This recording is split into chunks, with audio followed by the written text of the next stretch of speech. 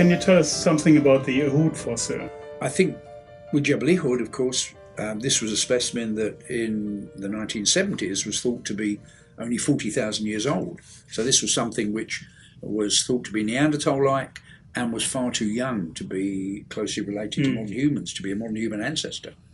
Now we're in a different situation, so your work and the work of others has shown that this specimen and others from the site is probably about 300,000 years old. So at this age, we're dealing with something that could be a primitive member of our lineage. And why could it be a primitive member of our lineage? Well, the face is actually very modern-like. It's quite flat and modern-looking cheekbones, but it's quite big.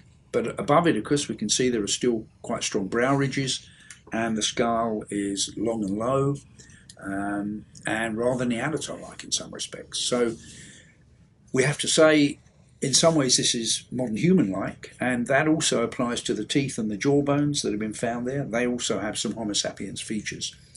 And even the measurements I took on this specimen in the 1970s showed that it was closer to Homo sapiens than Neanderthals were.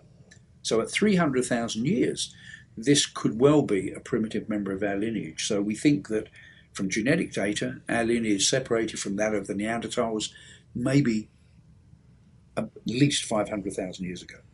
So this means that before the time of Homo kibish, there will be a long, deep lineage in Africa of more primitive members of our species, Homo sapiens. So this is probably the best representative, potentially, of that early sapiens lineage, before the whole suite of modern human features had evolved, but where some of them are already developing in the lineage.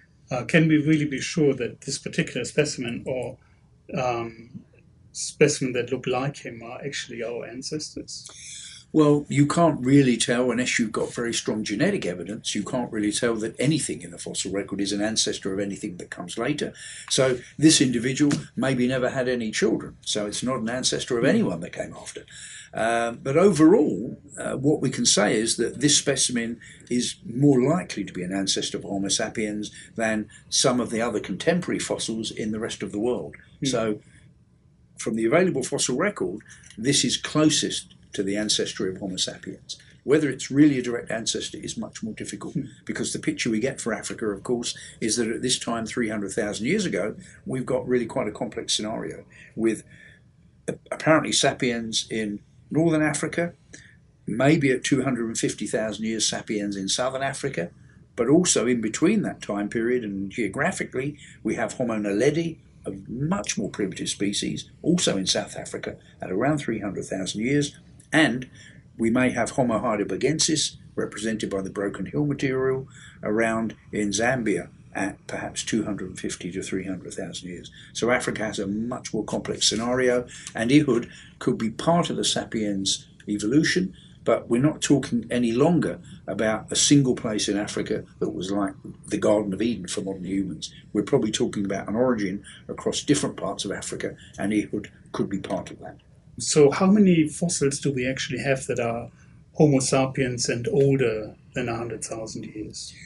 Well, ones that we can say are definitely, well, at least in my view, modern humans, so representing our group of anatomically modern humans, really very few. We've got, this specimen from Homo kibish, we've got 3 specimens from Herto in Ethiopia, also 160,000 years old, possibly the Gwomde specimens from Kenya. Beyond that, really nothing definite. Ehud and Florisbad for me are a more primitive form. They may represent earlier members of the lineage, but I don't call this a modern human. It's a sapiens, but not a modern human. So it's an earlier member of our lineage before the full suite of modern human features had evolved.